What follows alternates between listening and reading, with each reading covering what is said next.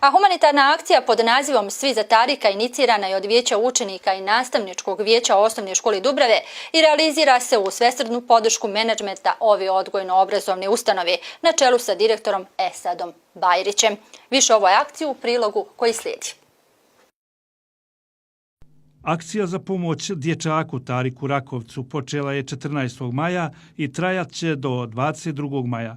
Koordinatori ove humanitarne aktivnosti u Osnovnoj školi Dubrave su Tarikova učiteljica Mersiha Pejzić i njen kolega Emir Harčin. Ja imam odlične učenike, znači do sada sam čitavo vrijeme mislila da ja učim svoju djecu. Međutim, sa ovom akcijom oni su naučili mene kako se radi, kako se bude human, požrtvovan, na koji su oni način se tako brzo organizovali da pomognu svom drugu Tariku u tom liječenju.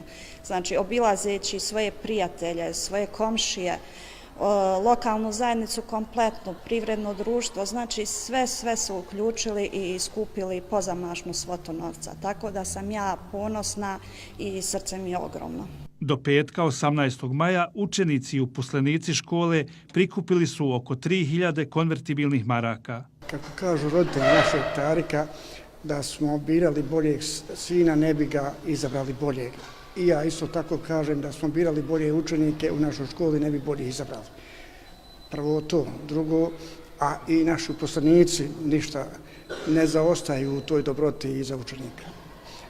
Dakako, mi imamo našeg učenika Tarika Rakovca koji ima od rođenja probleme sa distrofijom mišića, sa hodanjem. I jedino rješenje tog zdravstvenog problema našeg učenika je Turska i klinika u Turskoj.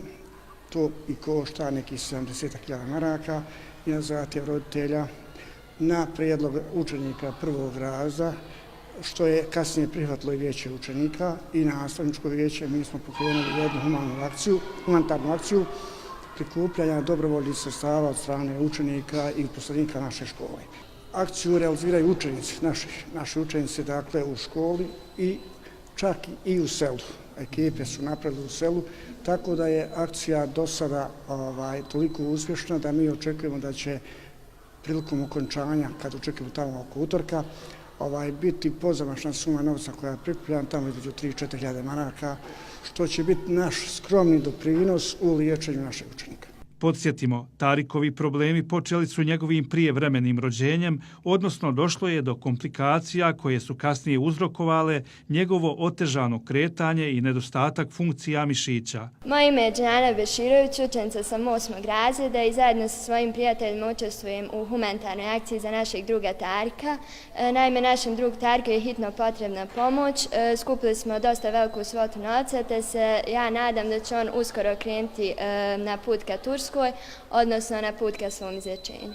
Tarikova nada je u Istanbulu u jednoj od prestižnih klinika koja može pomoći Tariku, ali troškovi liječenja će iznositi 72.000 konvertibilnih maraka, a roditelji ne mogu priuštiti toliki novac za liječenje svog sina, inače odličnog učenika. Svaka pomoć bilo kojeg čovjeka ili institucije je neprocjenjiva i bilo bi lijepo, korisno i humano da se uključimo svi. Pomozimo Tariku.